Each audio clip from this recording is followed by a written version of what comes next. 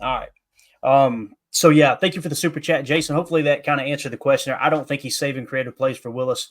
I think that more and more is being able to be put on Willis's plate, and I think that the fact that Willis has better mobility than Jordan. Listen, Malik Willis, he never ran the 40 to the best of my knowledge, but at Liberty, they said that he was the fastest player on the team. That was the receivers talking, and there were 4.3 receivers on that team. So that's where the 4.3 talk came into play, to the best of my knowledge. So you're talking about a quarterback that can run 4.3 faster than any wide receiver in the league, or as fast as any receiver in the league that isn't named Tyreek Hill. That's going to make the defense play him a lot different as well, right? And it's probably why some of the big plays are down the field when he needs them, because they're not really respecting his arm either. But thank you for the super chat, Jason. Appreciate you, man. All right, so since we're talking Malik Willis, this is a perfect segue here. Let's talk about that play, all right? And I was supposed to get Chalk Talk done today, Tim, and I got started on it. Yeah, sorry, Coach F. And I got sidetracked because I started digging into this, right? So I got a little bit of creative and made a video here that has the quarterback and the coach talking about this play. Yeah, I saw this earlier. This is great, Clayton. So what I tweeted out was, here is Malik Willis and Packers head coach Matt LaFleur explaining the origins of the 51-yard fourth quarter pass to Jaden Reed that set up the game-winning field goal, along with the two-play sequence. First play, split flow run or slice, and the second play was play action, drag and wheel. All right, now, just to set this up, they're going to explain how they got into that play. And what you're going to see is it's going to loop twice. You're going to see the run play that they ran the play before, and what they were trying to do was get a specific look. He said we were trying to get strong rotation. So if you can see my cursor, this is what they mean by strong rotation. This is the strong side of the formation. So it's strong left, okay? And you notice they motion over Jaden Reed so he can kind of line up right next to the tackle, almost in like that tight end spot. He's playing flyer there, I'm pretty sure. So what they mean by strong rotation is they're looking for this safety to rotate down. What they want him to rotate down and the other safety to rotate back, because that's going to free up the dragon wheel out the backside or the front side of the play for Jaden Reed. So you'll notice this first play, and I'm saying all this because they're going to be talking. I want to shut up and let you hear them, okay? This first play, that strong safety does not come into the box. So they keep the run play on, which is split flow. You're going to notice the tight end comes across in a sift block. Everyone else is blocking zone left. He's sift blocking right. They're going to give the ball to Josh Jacobs. So they don't can out of the original call because they didn't get the strong rotation. On the second loop through, you're going to see the actual touchdown pass. You'll notice the strong safety actually comes down. That's why Malik cans, and they run the play. Now, last night we were talking about how is this a screen pass, because all the offensive linemen are way out here, right at the end of the play. It was heavy zone left with split flow right. They call that slice, split zone, split flow is typically what they call it, okay? So let's roll it here. Again, you'll hear Malik Willis, and you'll hear Matt LaFleur talk about it as the play rolls. No, we try to just take it one play at a time, and we were looking for this certain look, and we didn't get it the first time. Actually, we ran it twice, and we just ran the first play, and then we ran it again, and we got the look we were looking for, and we just canned right into it. It was perfect. We love to see it. Is that the guy you expect to come for you on that then? It's a mix. You know, you got different looks, and you try to, read it true, and I feel like Jay Reed popped open, and I'm glad we got it to him. Not only was it a can play, but it was a play that we didn't even have up in the game plan. That we talked about it on Tuesday. We thought there might be something there, decided against it. And then, we ran the keeper earlier in the game, and Vrabel suggested it. He's like, hey, it looks like the play is there. And so we put it in on the sideline. So no reps in practice. I think that's a big time credit to our guys to be able to go out there and execute it. Jaden Reed, Tucker, the O-line, the backs, everybody's selling it. And then ultimately Malik making the throw. So that was a pretty cool one, probably one I'll never forget. Do you recall what you were thinking as he was doing that? Yeah, I was just looking for the rotation. The rotation came down. We ran it was the exact same play, essentially 2 plays in a row. Where we didn't get the look. They brought a nickel pressure on the first play. Didn't get the look for it. And then the second play, they showed strong rotation, got the look, and the rest is history. Love it. Absolutely love it. So when he's talking about the nickel rotation or the nickel blitz, so essentially when you're strong left, your nickel is going to be on the weak side. Okay. So when they fired a nickel blitz, that is an automatic indicator. If they're not in zero man and they fire a nickel blitz, then that means strong safety is going to be deep. Okay. This is just process of elimination, basic entry level stuff of football. So they were looking for that strong rotation so they could hit that dragon wheel. Why? Because if they go strong rotation, they now know they've got man coverage with the nickel, or he's going to be fading back in zone. Either way, with the dragon wheel, you've got 3 different windows you can hit. Early in the drag, late in the drag, extra late with the wheel. They kind of waited till the backside with the wheel. I'm going to play it here without sound and just kind of let it loop. But Tim, what'd you think about that? I thought that explanation was just absolutely awesome. Oh, yeah, it was a perfect breakdown. But I can't see this play on loop without seeing Tuck Norris. Mm-hmm. I mean, that block is everything Yep. on this play, because if he doesn't hit there, Malik's in trouble coming out of that boot. And look how calm Malik is delivering this football, too. Perfect throw, Tim. Yeah, man. Just an absolute dime piece of a throw. And he looks so calm and poised, just relaxed. No big deal. Just playing a little ball in the yard. I mean, that's a huge moment in the game. Big time play by a big time QB2 in this league, man. And I'm just impressed. And like Coach LaFleur said, man, it was so many pieces that fell into place here. Everybody hit their assignments. You know, Reed sold it, Tuck Norris with the block, and then Malik Willis. Another great play fake, too. You know, that play action fake is very underrated. There's a lot of quarterbacks that will kind of half-ass it, and they'll cheat it. Malik does a great job of selling that handoff and deceiving that secondary just for a split second. It's all it takes. And thing of beauty right here. Yeah, I mean, the help's coming. It's just late because of how we ran this play. Right. You know, you can see it right there. He got the perfect look that he wanted. Yep. Playing chess, not checkers. So what Tim's talking about, notice Tucker Kraft come across the formation and pick up that block, right? He's sifting. So he's actually staying in on the play and blocking. I don't think he releases. He does not. So he just holds up. What a great block. Oh, my God. Man, that's huge, dude, because you're going to have that big dude bearing down on you when you're trying to make that throw, and that might cause you to hitch and allow that DB to get over, and that could be a pick or a tip pass if you let it go. So 85 is everything on that play. Yeah, now watch him. This is the run they had the play before. Look at him take out that block. Yep, there's a sift there too. Yeah, that's called marrying up the run with the pass. That looks, everything about that play looks exactly the same there. Even watch how far left the linemen get too. See how they're all out there again, all 3 of them.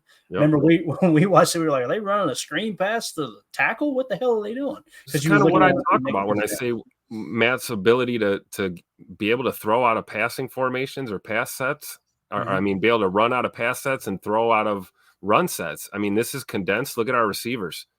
You know, everybody near the line, everybody's got a job. I mean, of course, the defense is going to bite on the play action here. Yeah. Now look, you know, you set it up.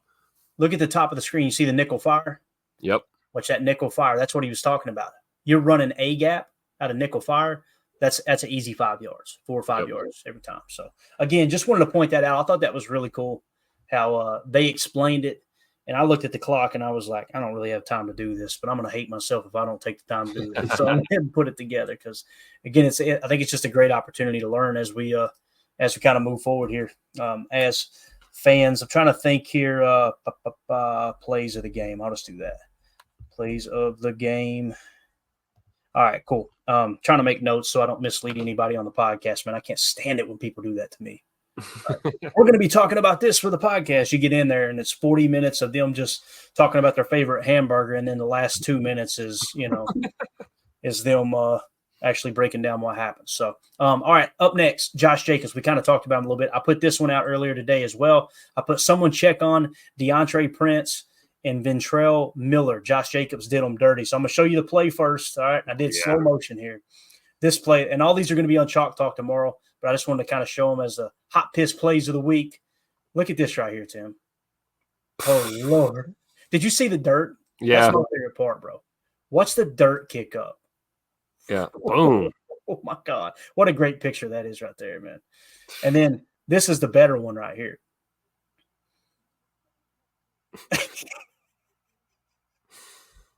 I can't help but laugh, bro. Look at my man. Look, I'm going to back up here, okay? Look, there's the first one. There's the first one. This is my favorite, though. Look at this. Put it on a poster. For everybody on the pod that can't see this, their linebacker is literally laying on his back with his feet straight up in the air and really all four straight up in the air. Like I love it. Praying to sweet Jesus or something, man. But Josh Jacobs, dude, that right there. Amazing. Great job by Scoot on this one too. This was the one. Yes. Watch number 9 as much as you can. You know, we're all looking at number 8, but take a look at number 9, seal a block, and then finish the play. Look at him stay with it, and then he's going to get back in it.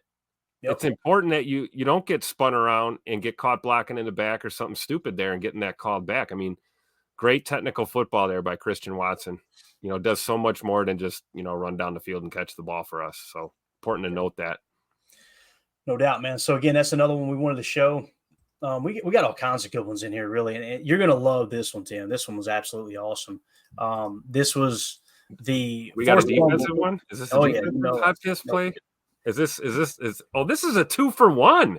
This is this is a 2-for-1. This is Edge Cooper and Devontae Wyatt. This is a double threat hot piss play of the week right here. Let's go. So here's what you got, guys.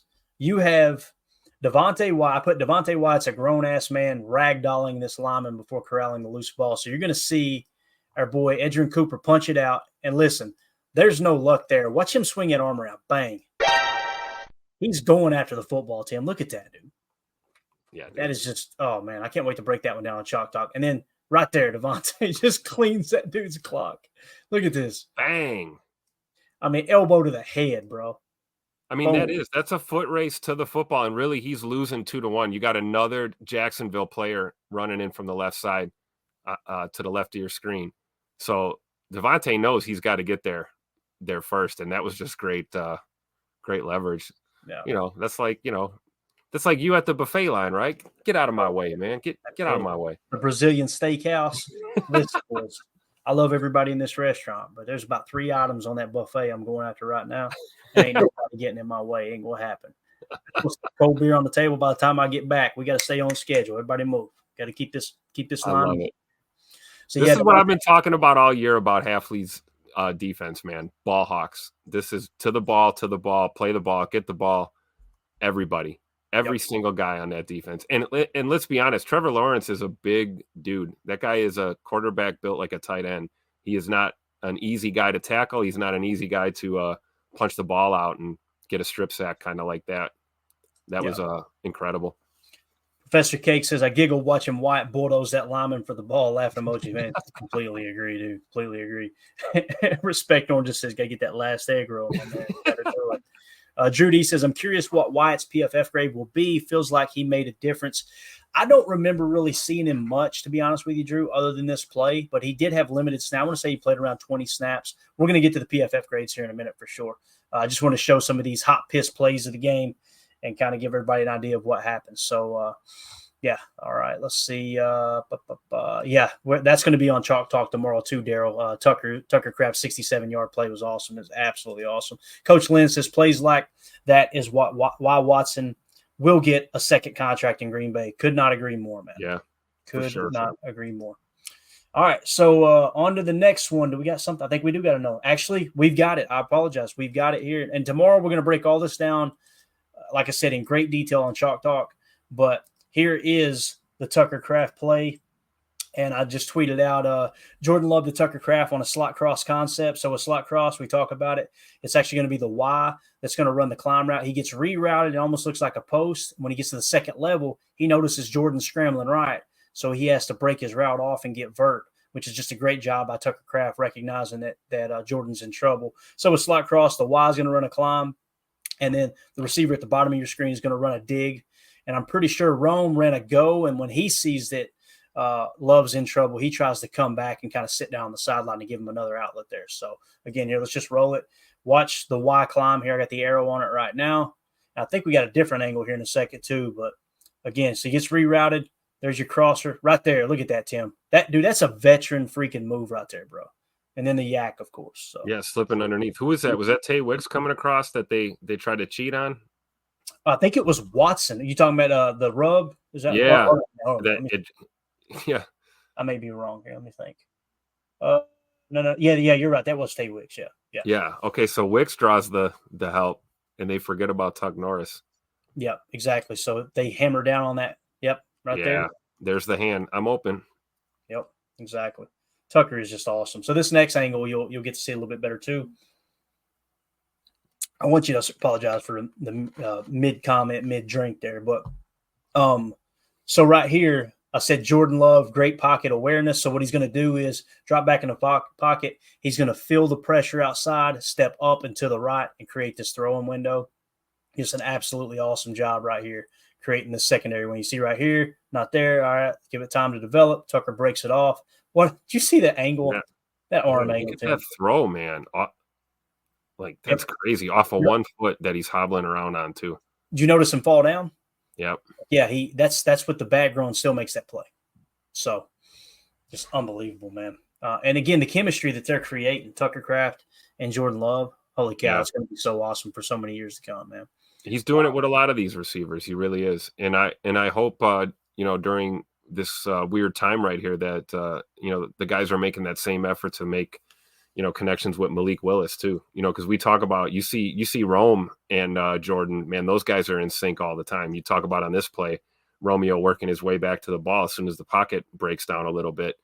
I mean, that reminds me of Rodgers and Nelson, you know what I mean? Rodgers and Cobb, Rodgers and Devontae, you get these, it's like a sixth sense where your guy knows where you want him to be, and I trust you to be there all the time. It's hard to do that across your whole receiving core, you know what I mean? But I think Jordan certainly made the effort because there's chemistry with Reed, there's chemistry with Wicks, with Rome, and with Tucker Kraft.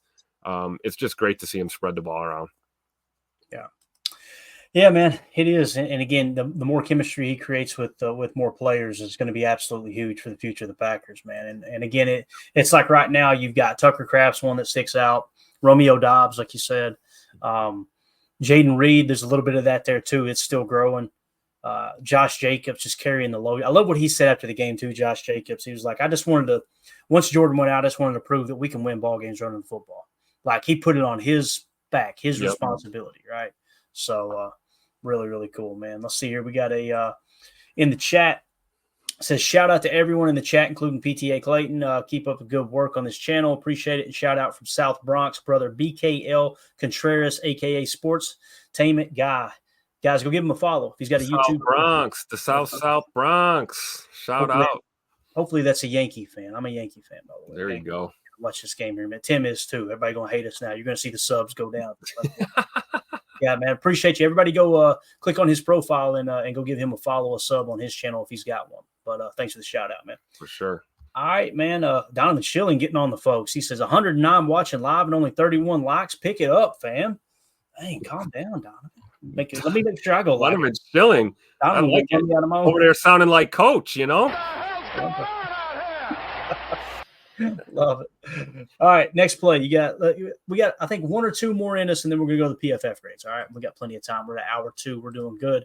So here's your boy Rome. This was a huge play. Again, we'll talk about it tomorrow. Break down every aspect of the diagram. I put huge play by Jordan Love and Romeo Doubs, leading to 3 points in the middle 8. All right, so this is during the middle 8. I think under 2 minutes here. I put a 2nd and 10 facing cover one man. Jordan does a great job looking off the safety. Doubs makes a great late hands catch. Almost looks like a one-handed catch here too, Tim. But I'm going to zoom in since we've already read what I said there. See if we can get it in a little tighter. Here we go. Oh, I remember this one. Yeah. Watch the route, though. The route is everything. Yeah. Z Nasty out and up. So you're going to give him a love. We ran this last week. Remember, out, up. And Love just got so much faith in him, man. You're going to see it really good here from the end zone cam. As you can see, Dobby bring it in. I think it's one-handed, but nonetheless, man, a late hands is really what made this thing happen. You seen Jordan look the safety off there. Look at that, dude. Thing of beauty. And if you watch Rome, he cooked him twice on the same route. Yeah. So look at cooks him off the snap and cooks him at the top. Jordan knows where he's going with the football off the bat. He's just holding that safety middle field. Now let's let it rip and check out Dobbs. I'm going to try to get just right. Look at that, bro. It's pretty much a one-handed catch, was it Pretty not? much, yeah. Mostly that right palm. Wow. Coach Buck is coming over too. I love it, man. Okay, it's just an absolute dime piece from Jordan. You can't throw it any better. Let's watch his legs too, because he's probably already banged up. But yeah, just an amazing catch. Let's just go straight to the catch on loop. Well, the ball placement's everything because he is not open. Right. That's called throwing a guy open. Basically, you have a football size window to put that football. Basically, you know. Definitely. Dobby, man, he's making a case to be number one wide receiver. There's no two ways about it. And you know we don't like to talk about that stuff too much, but man, you gotta mention it with Dobbs because he is that dude that when you go to him, he's not gonna let you down. Let's see. Here's another one. Right, game on the line. Think play or not play.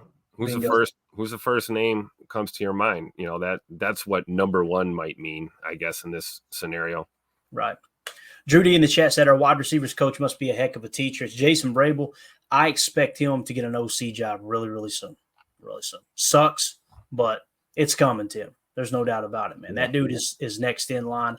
I don't think Adam Stenovich will get a head coaching job like anytime crazy soon. I think that people will look in the more recent past here and go, okay, you know, with Matt LaFleur's offensive assistants, nobody has really excelled. Like, you know what I mean? Hackett goes to Denver, it didn't pan out.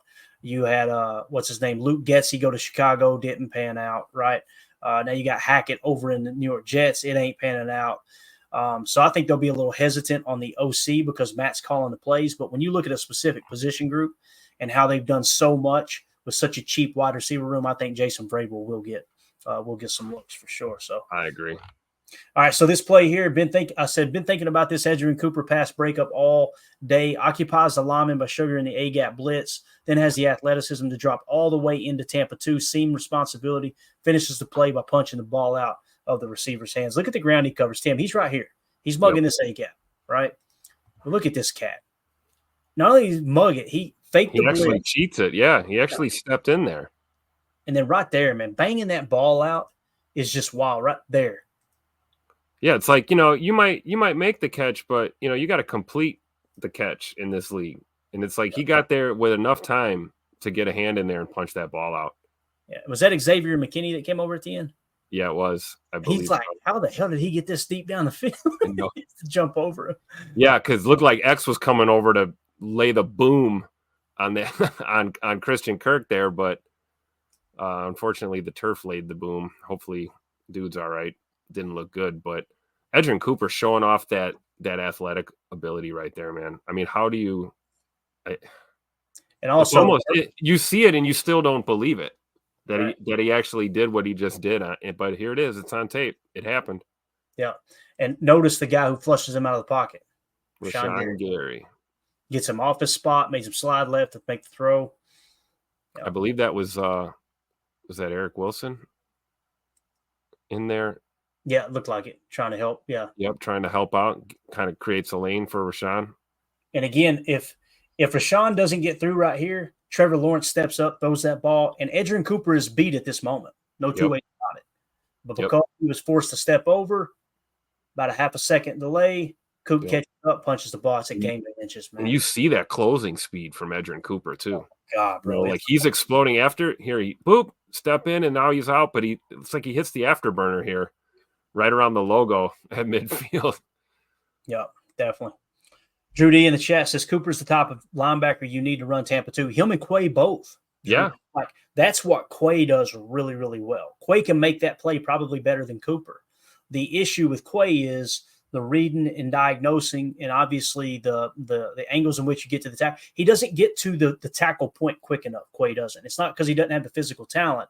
It's just mentally he's not reading the defense quite the way that Eric Wilson and are reading the offense, I should say, quite the way that Edgerrin Cooper and Eric Wilson are. Yeah. And they're going to show up on a real simple play on Chalk Talk tomorrow, which is just absolutely awesome. Where was it? I think it was kind of early. Yeah, it was second quarter, 10-14 left, 3rd and 2 play from their own 38, Jacksonville ball, and both Wilson and Cooper get a stop on a swing pass. And it's just like there is no hesitation. Read, react, make the freaking play. Absolutely awesome. Harry Cheese in the chat said that. Go ahead. I'm sorry, Tim. Go ahead. No, I was actually talking about this one. Harry Cheese talking about this dude is a linebacker, and there are safeties and corners in the league who couldn't pull that off. So true. I mean, that's what allows us. I'm a big fan of the safety blitz on occasion. I like seeing, Jeff Hafley dial up a nickel blitz on occasion. Well, guess what? You can only really do that if you've got linebackers that can do what we're seeing Edrin Cooper do right here. And I think it gives us more flexibility on defense to be able to dial up some of those looks when opposing teams least expect it. Yeah, completely agree, man. All right, so we got that one. Another one out of the way, and now we're ready to move on to PFF grades. That sound good, Tim? We're at the hour 10-minute mark. We'll rattle through these real quick. Yeah. Obviously, this is a part of Victory Monday, just kind of understanding, all right, which players graded out well, which ones didn't. We'll kind of key in on the positive for the most part because obviously this was a big win. I really want to see how they graded Josh Jacobs. Yeah, no doubt, man. Really want to see. Let's dive into it, man. Let's see here. All right, so we'll go full screen. We should be okay to do that. You can see these okay, right, Tim? Yes. All right, cool. So Jacksonville Jaguars, guys, this was our second highest graded team grade, I should say, of the year, a 72.3. Isn't it amazing? All those people talking about we played like hot garbage. We're trash. This was a bad team. We didn't play well. And then you look up, and it's the second highest graded game of the year for the Packers. So 72.3 overall was the grade. Let me widen this out just a touch. I want to get it all in. All right. 72.3. Offensively, they were 71.3. Passing grade, 77.9. Tim, that's the best passing grade of the entire year from our quarterbacks. Absolutely awesome. Very Pass blocking, 73.4. Receiving grade, 70.6. That is tied for second highest grade of the year as far as the receiving grade. Running grade, 74.5. Run blocking, 51.7. Defensive grade, 64.2. Run defense, 68.6. Tackle grade, 29.7. That sticks out like a sore thumb. The worst tackling grade we've had all year. Obviously, with who was it? Tank Bigsby, right? Kind of showed out and showed off there a couple of times. Let's see. Pass rush grade 64.3. Coverage grade dips to a 56.7. And then special teams grade 74.5. That was their best special teams game of the year so far. Now let's dive into the actual reports here from the game, and I'll zoom back in just a second. Let's go to the offensive grades. Get that here's a guy ready, Tim, because we got a couple of them here. All right. Tucker Kraft. Here's the guy. 82.5, Tim. 82.5 for Tucker Kraft, man. Happy National Tight Ends Day, Tuck Norris. You should have been on the league's graphic. Left him because they left him off the list. He put the Jaguars on his list. Here's the guy. So 82.5 passing grade, 81.8 in the passing game, I should say. Pass blocking. Remember that play we showed earlier, Tim, where he kicked out and pass blocked from Malik? Yes, 67.1. Run blocking grade, 67.9. Tuck Norris out there doing the damn thing. Malik Willis, 26 snaps. 26 snaps, 78.6. Passing grade 78.7. Running grade 63.3. Number 3, Josh Jacobs. Here's the guy. 76.1 with a running grade of 77.3. Obviously ran the ball 25 times, cracked 120 yards rushing. Just a great day at the office for him. That ain't no problem. Number 4. That ain't no problem. Well, Number 4, Jordan Love. here's the guy. 74.6 overall grade, 73.3 passing grade. Number 5, this one gets me excited. Jordan Morgan. Man, look at this. Yes, sir. Here's Jordan the guy. Morgan. Jordan Morgan, 83.8 pass blocking grade, run blocking grade of 65.7. Dontavion Wicks, 21 snaps, 70.3 offensive grade with a 70.2 run blocking grade. That's what Here's the guy. Romeo Dobbs, 59 snaps, a 69.2 grade. Here's the guy. Chris Spin never gets old. Chris Brooks, 17 snaps, man, 68.7. Here's the guy. And you remember, Tim, when they picked up Chris Brooks, they said his pass blocking Matt LaFleur talked about his pass pro is really good, 78.3 pass. I remember when they picked up Chris Brooks and they were like, Who? I was they too. Were you not? I was definitely like, who the hell is this? What are we doing? Christian Watson, 67.5. And damn it, I missed it. Hold on. it's all right. I don't know, 67. Man. Here's the guy. All right, we'll take it. So there you go. Anything over 65, in my opinion, like that's a good grade. When you get up in the 70s, like, all right, now we're cooking. When you get in the 80s, like Tucker Kraft, it's oh boy, we're flirting with elite. We're flirting with elite. So obviously, those are your top grades of the game. Zach Tom was 10th at 62.3, pass blocking grade 78.9. But there are your offensive grades. Let's move on to defense. The top performers defensively for the Green Bay Packers. Eric Wilson, 81.1, run defense grade 84.6, tackle grade 70.6, coverage grade 71.0. That run defense grade, Tim. Eric Wilson ain't playing no games, man. He is not playing any games. I love it. Number 2, Edgerrin Cooper. Here's a dog. 74.3 overall grade. What's crazy is his run defense grade, 43.3, tackle grade 39.2, pass rush once again 90.7. I said this since day one, Tim. He kind of feels more like Micah Parsons to me. Like this dude, when you turn him loose on the quarterback, he is fighting through grown ass men blocks. On the interior, guards he's beating, and it's like this dude might be a pass rusher at heart. I'm waiting for Halfley to drop him down into the edge for one. Mm-hmm. Just send him. And I kind of hope he doesn't, but I know what you mean. I wouldn't be surprised one bit. I love that he's mugging and dropping, mugging and blitzing, mugging and drop. You know what I mean? Like they have to account for him all the time.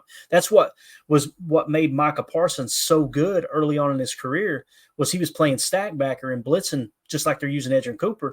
And then when they moved him to edge, it's now all of a sudden, all right, now we can chip him like what they're doing with Rashawn Gary, right? Yeah.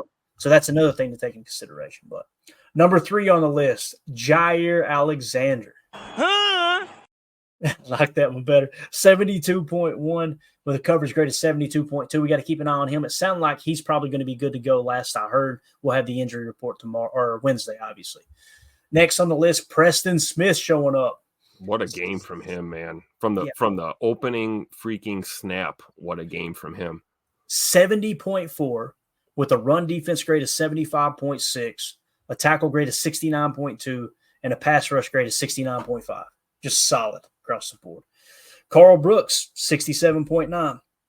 Kenny Clark, 67.7. Kobe Wooden. Good game from Kenny, man. That's a little bit better. That's where we want to see the numbers. Yeah, especially that run defense grade, 75.9, and that tackle grade, 69.8. I would just about bet that's probably within the top 10 of his best tackle grades throughout his career. That's what he's really struggled, at least in the last 3 years, is what he struggled with. So it's good to see. Kobe Wooden, 67.4 with a pass rush grade of 70 on 15 snaps. So that's good to see. Carrington Valentine back in the fold there for 12 snaps, 66.4 grade. Kingsley Enagbare, 65.6. All right. So those are your top performers. Isaiah McDuffie rounding out the top 10 at a 65.5. So obviously a pretty solid performance there. We can come back to him in a minute, Tim. I'm going to get through them, and then I'll get your take. We can go back offense, defense, whatever you want.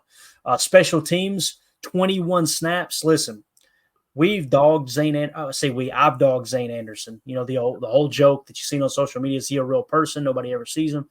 21 snaps, 76.2 special teams grade. Let's freaking go. Tyron Hopper, 16 special team snaps, 73.4. That's what you want to see, some production out of that rookie linebacker. Matt Orzik, Tim, you heard everybody talking trash, bro. 73.3 this week. Let's get it. And then we got Bo Melton, who, by the way, getting praised by Matt LaFleur gunning on punts. 17 snaps, 70.7 there. Edgerrin Cooper, 7 special team snaps at a 69.7. Javon Bullard, 15 snaps at 67 or 66.7. Bo Melton, I've seen people on social media and in chat rooms talking about all he does is outrun the guys. That's what he's supposed to do.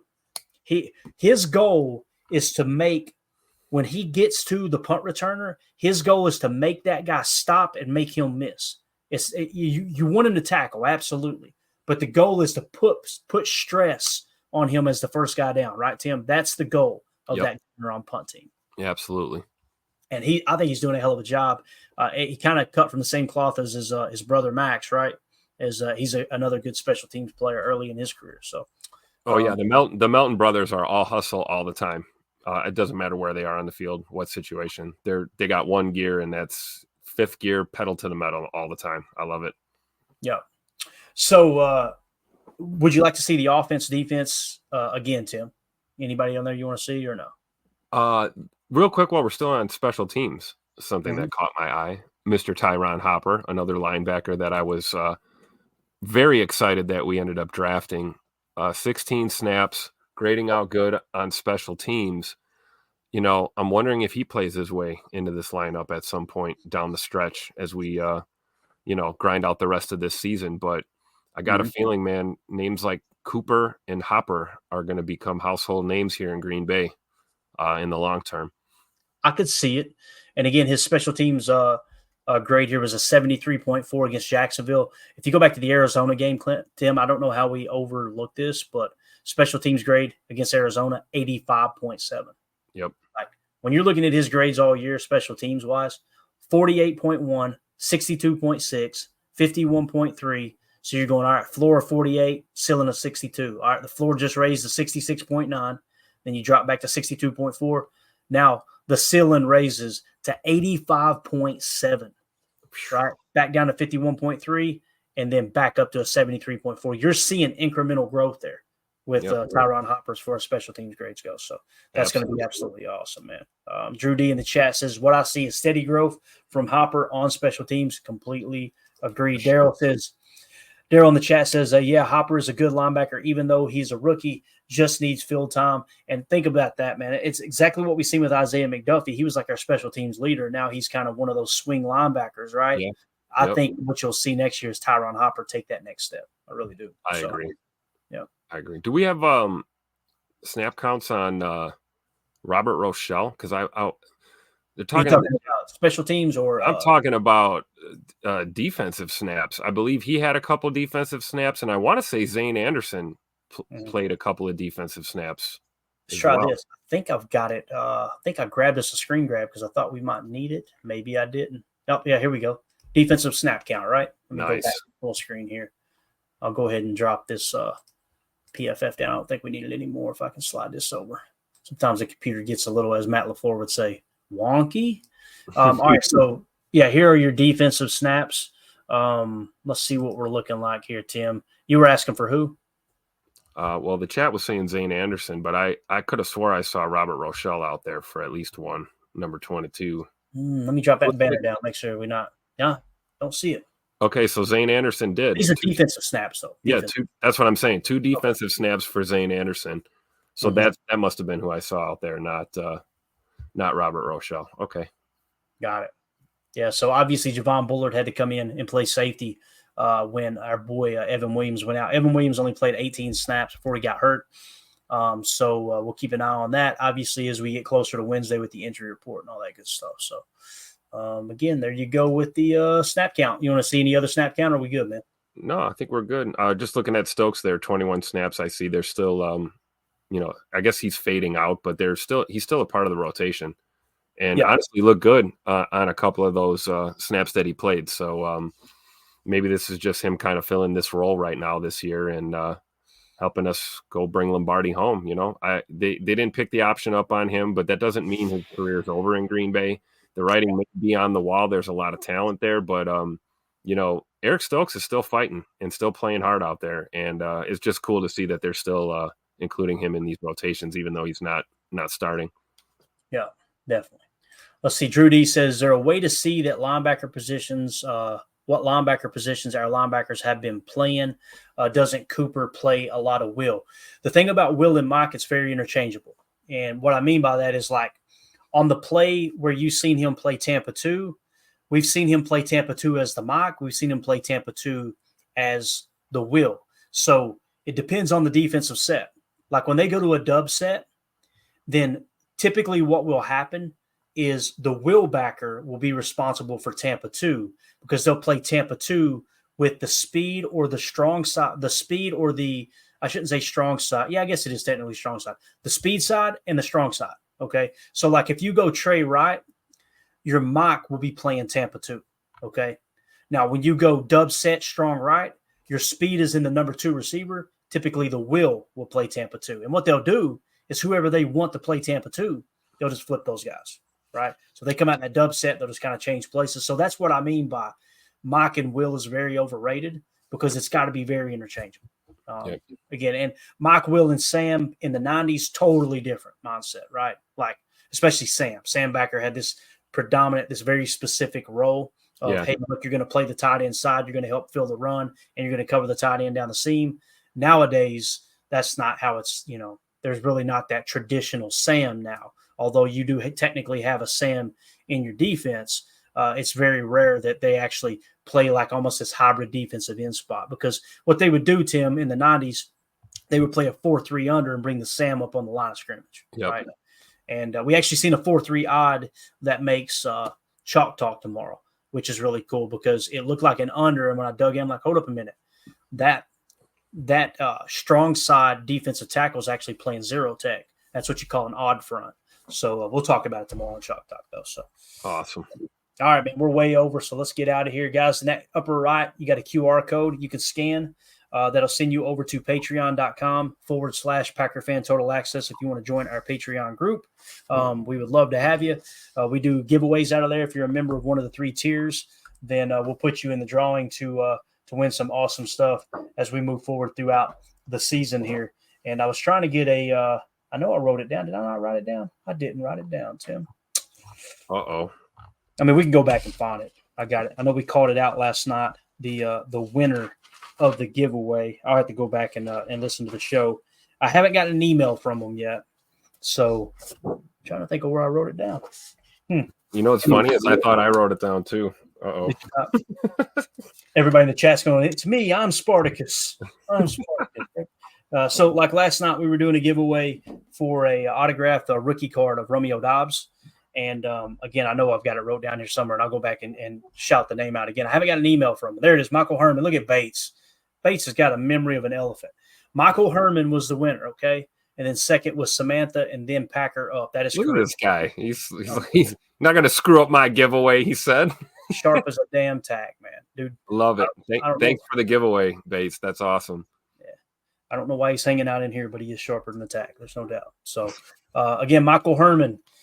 Reach out to us. Shoot me a text, 865-658-5824, or shoot me an email. We'll just do a quick check to make sure that it is you and someone isn't trying to steal your prize, and we'll get that sent out to you. If we don't hear from Michael Herman, we'll be waiting to hear from Samantha, and then Packer up in that order. So, if you're one of those 3, go ahead and reach out. That's what I'm saying. That way we can kind of get it in the hopper, and if we don't hear from all 3 of them by Friday, then we'll just do it again next game day and give it away again. So hopefully we hear from Michael Herman. I'm sure we will. I'm going to comb through Patreon as well and see if he's in there. If he is, I can just direct message him. So, awesome. All right, that's it. Tim, you got anything else, bub?